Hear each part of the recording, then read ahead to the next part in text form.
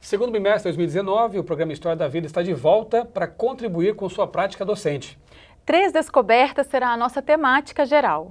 Eu sou Michelson Borges. E eu, Agatha Lemos. Fique com a gente e voltamos já.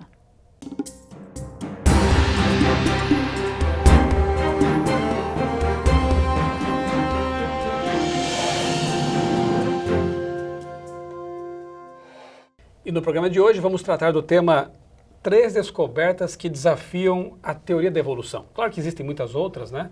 Porque o evolucionismo não é aquela teoria assim tão bem construída como se pensa, né? Há coisas que são até aceitáveis do ponto de vista científico, mas há outras que são realmente uns verdadeiros tiros no escuro.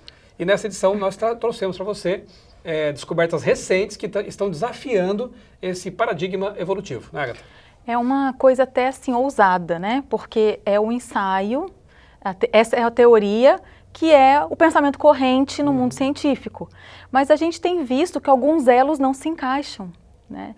E aqui a revista traz exatamente 3 descobertas que têm sido desafiadoras para a ciência, porque eles não conseguem encaixar toda a norma que foi criada até agora, a teoria não está se encaixando nos fatos. E aí a gente pergunta, os fatos realmente são mais importantes ou a teoria? Na verdade, essas descobertas se encaixam assim na pesquisa científica real, mas não no paradigma evolucionista, né? Elas apontam, talvez não, com certeza, né? Elas apontam para uma outra forma de enxergar a realidade, a cosmovisão criacionista. Também quero dizer para você que não se trata de um anti-evolucionismo aqui, né? Nós respeitamos o ponto de vista dos evolucionistas, de pessoas que não têm esse mesmo modelo, só que não dá para negar que, à medida que as pesquisas científicas avançam, descobertas novas, bem recentes, estão desafiando realmente a ideia dos milhões de anos, a ideia do surgimento da vida a partir da não-vida, a ideia de que a complexidade poderia surgir a partir por meio de causas naturais, né? Na verdade, o que a gente percebe é que há um reforço da ideia do design inteligente quanto mais as pesquisas avançam. Isso não deveria constranger a ninguém, porque a ciência trabalha assim, né? O que antes era uma descoberta, que para aquele momento era uma coisa uma verdade estabelecida, certa. Por né? exemplo, a gente pode até tirar como exemplo, o tabagismo teve momentos em que ele era recomendado até, recomendado até por médicos. E aí a ciência foi avançando e descobriu-se que não, que faz mal para a saúde, que é cancerígeno, né? Que tem muitas toxinas. Então, por que não a gente também levar isso para outros campos, seja da geologia, da biologia, né, da história da vida? Se realmente alguns fatos vêm contradizer ou pelo menos especular essas questões, né, essas datações, ou então como tudo aconteceu. O funcionamento, tudo bem, os fatos, como você disse, eles são causas naturais. Mas será que realmente eles vêm dessa datação? Ou será que a motivação, o que está por detrás de tudo isso? É exatamente a história que a gente conhece até aqui? Ou a gente deve ter uma mente aberta para novas possibilidades? Você disse algo muito interessante agora há pouco, né? Que nós não podemos salvar a teoria dos fatos, né?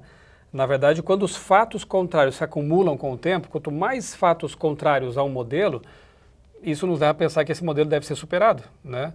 Então, a proposta desse programa é realmente levar você a uma reflexão no sentido de que as descobertas científicas são dinâmicas, né?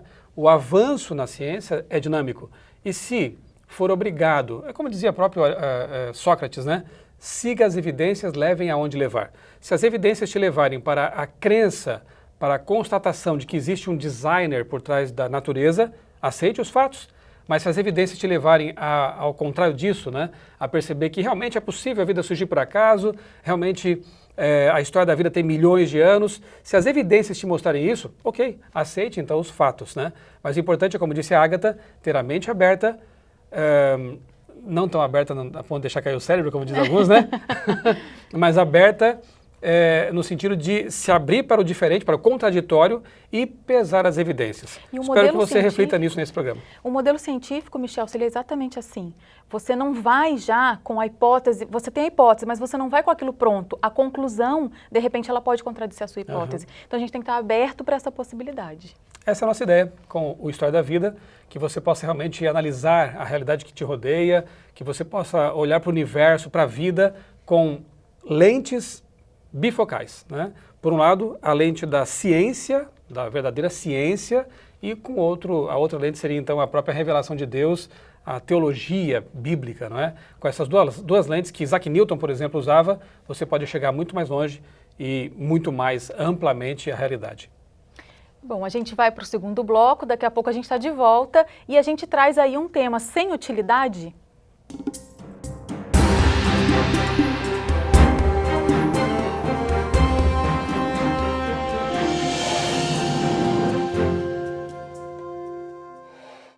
Estamos de volta com o programa História da Vida e neste programa tratando aqui do tema 3 descobertas que desafiam a teoria da evolução.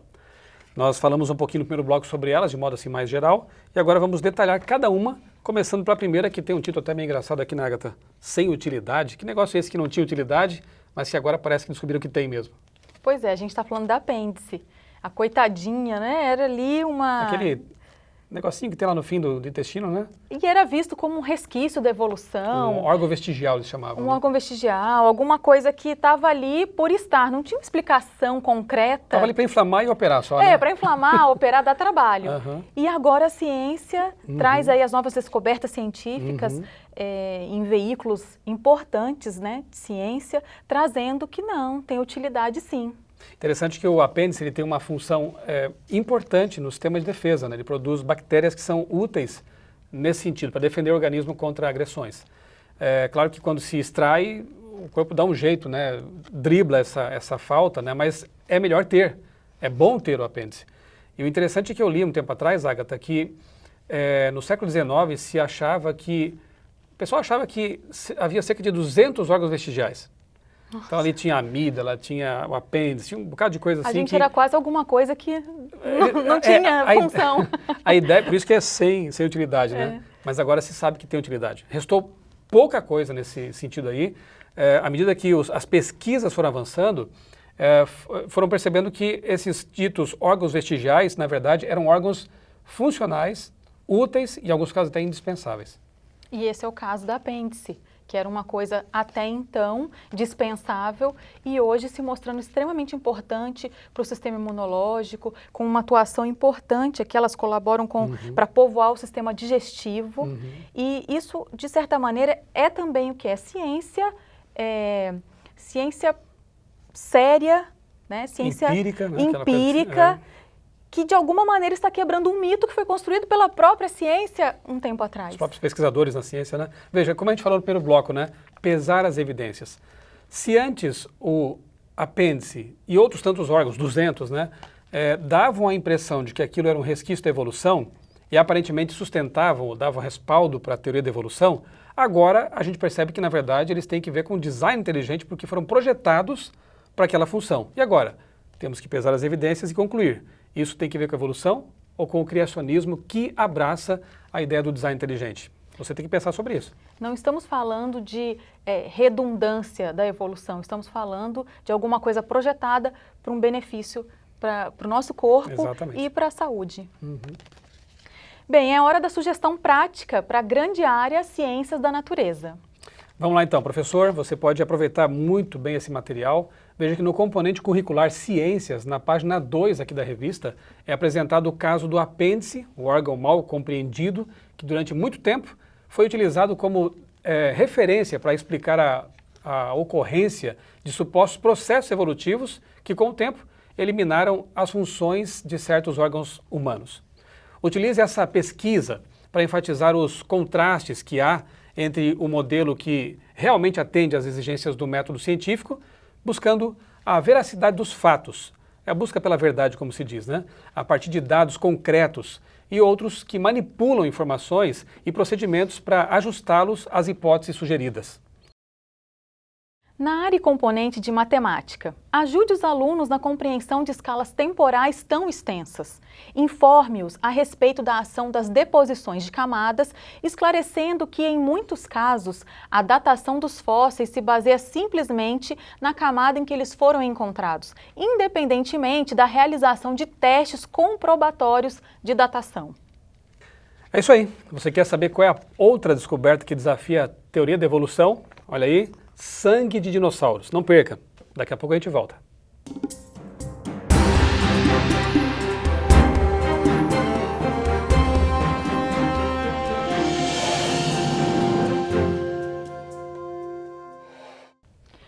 sangue de dinossauro. Seria possível, Michelson, a gente encontrar sangue num dinossauro? Estranho, né? Porque geralmente quando fala em dinossauro a gente pensa em fóssil, né? Ossos petrificados, algo que não tem flexibilidade, fluidez, enfim.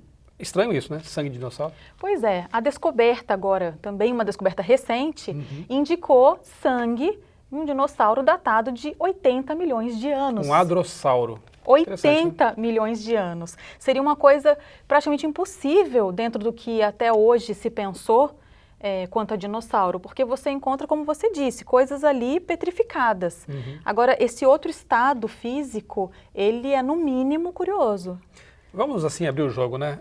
Não tem como sangue, células sanguíneas e outras descobertas que eu vou mencionar daqui a pouquinho serem preservadas ao longo de milhões de anos, porque elas se deterioram, né? Elas se decompõem. E até hoje há cientistas evolucionistas se debatendo em congressos, pesquisando, publicando artigos, tentando entender que processo é esse que teria conservado por supostos tantos milhões de anos uma amostra que tem ainda sangue, né? E nesse caso foi descoberto devido proteína, o que é outra coisa muito difícil da gente entender. Como que 80 milhões, a gente fica aí no embate. Então, ou o dinossauro não tem 80 milhões, ou então... Ou tem uma mágica aí que faz com que isso se preserve, né? Mas de qualquer maneira existe algum equívoco, porque ou a datação está errada, ou então a compreensão inicial está errada, de que esse tipo de vestígio não duraria tanto tempo, porque a previsão era de que seria impossível você achar sangue, proteína... Talvez no máximo alguns milhares de anos, né? Agora milhões realmente é bem complicado. Agora veja, essa é uma descoberta recente, só que já são várias. Eu me lembro que lá no começo dos anos 2000, né, foi descoberto, talvez um pouco antes, foi descoberto ali em fósseis de dinossauros, T-Rex, né, terápodes, tecido mole, com colágeno, com vasos sanguíneos, né?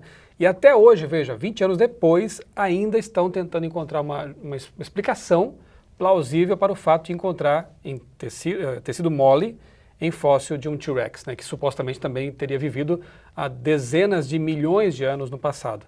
Agora, Agatha, por que no passado, né, antes de, sei lá, na década de 90, 80, não eram descobertos esses vestígios? Então, essa é uma boa pergunta. Eu acredito que a gente não tinha tecnologia. Porque as amostras estavam ali. As amostras sempre existiram, o conhecimento está aí, mas a gente não tem tecnologia para se chegar a tantas descobertas. Só que aí, com tecnologia, a gente chegando a esses novos parâmetros de compreensão, a gente vai questionar realmente... O modelo de novo. O modelo e o fato. Ok. Aguarde novas notícias, né?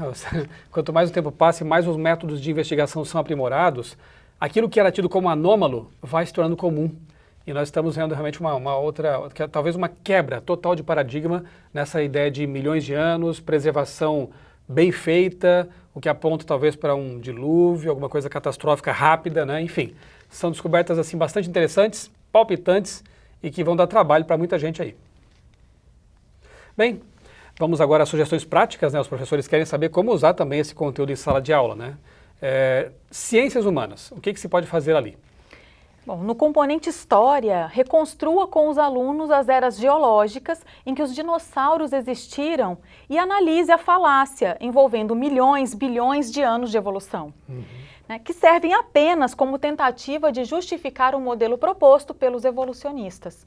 No fim da página 4, você pode dialogar com os alunos sobre as constantes descobertas científicas que têm conferido descrédito a algumas ideias evolucionistas. Veja, você pode ainda refletir com a turma. O que é mais fácil? Acreditar na possibilidade de que a escala temporal da Terra seja bem mais curta do que se supõe, como afirma a Bíblia, ou na suposição de que o sangue pode se conservar durante milhões de anos em um cadáver fossilizado? Falamos sobre sangue de dinossauros e no próximo bloco a gente fala sobre melanina. Não saia daí, a gente já volta.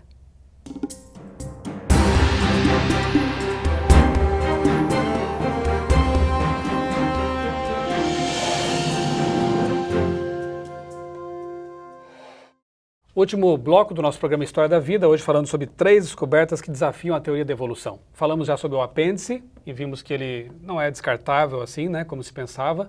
Falamos também sobre sangue encontrado em amostras fósseis de dinossauros, algo que também não era esperado se encontrar. E agora, nesse bloco, né, Agatha, vamos falar sobre melanina, pigmento, né, que foi descoberto também num fóssil, só que agora é o dobro da idade do dinossauro lá, né? 160 milhões de anos. Agora, o que chamou a atenção aqui, Michelson, é que essa melanina encontrada nesse fóssil de 160 milhões de anos é exatamente a mesma das versões modernas. Ou seja, alguma coisa aí não está batendo, né? A gente sempre entende, a evolução sempre trouxe que a gente partiu do simples para o complexo, mas a impressão que dá é que aqui algo sempre foi, ou sempre foi complexo, ou sempre foi simples, porque não há uma diferença numa datação muito extensa, 160 milhões de anos. Uhum. Na verdade, os evolucionistas até sustentam que alguns sistemas, alguns órgãos até perdem função e a coisa poderia ser pensada assim, era mais complexo e ficou mais simples, né? Mas, via de regra, a ideia que está no imaginário comum é de que evolui, né? Sai de uma ameba primordial, uma bactéria primordial, e depois chega às árvores, aos seres humanos, às baleias, né? Então, há sempre uma complexidade crescente, né? Aqui, não é só esse caso, aqui é uma amostra, né? A questão da melanina aqui nesses cefalópodes, né? Mas a gente, pesquisando, percebe que há muitos outros exemplos de uma complexidade presente já na origem, ou no começo da história da vida, se quiser chamar assim, que é a mesma de hoje, né? Ou pelo menos se manteve muito próxima disso, né? Por exemplo, lá no período chamado Cambriano, né? Onde a vida explode de uma vez, né? Ali você vê trilobitas, amonitas, animais já complexos, com olhos, bilhões talvez de células já com patas. Quer dizer, a complexidade ela existe desde a base da coluna geológica até o topo dela. Não há um momento em que a vida não tenha complexidade. E esses cefalópodes, né, aqui nós temos até uma foto de um deles, né, de um correspondente atual que é exatamente igual ao seu correspondente lá de supostos 166 milhões de anos.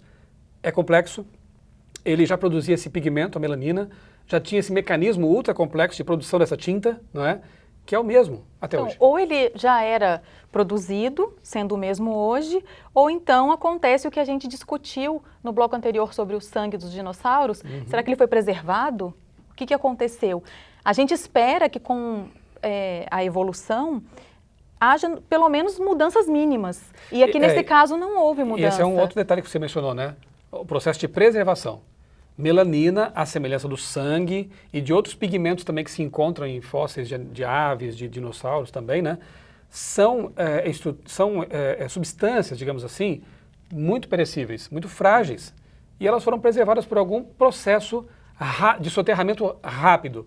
Porque se o animal ficasse ali na natureza se decompondo, coisa parecida, não haveria nada dessas substâncias tão frágeis, né? Então, há duas coisas aqui importantes nesse último bloco, né? Primeira, o animal já era complexo no começo. Segunda, de novo, temos aqui um processo de preservação por não muito tempo. Milhões de anos não dá. 160 milhões. Alguns milhares talvez. Então, parece-nos que realmente o criacionismo oferece um modelo bem mais interessante para explicar esses fenômenos, essas três descobertas que desafiam a evolução, mas que são perfeitamente bem explicadas num contexto criacionista.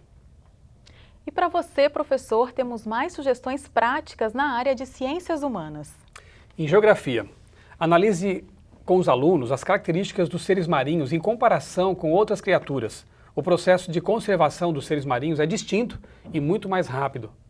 Como então justificar um evento como o relatado na página 6 aqui da revista, um tipo diferente de decomposição? Essa hipótese já se mostrou inaplicável em qualquer sistema moderno, monitorado por computadores e outros dispositivos de uso científico. Seria possível, então, fornecer uma explicação mais aceitável para esse caso? Em linguagens, códigos e suas tecnologias, no componente língua portuguesa, explore a temática da página 8. Reflita com os alunos sobre o princípio da navalha de Ockham, segundo o qual a explicação mais simples costuma ser a mais convincente.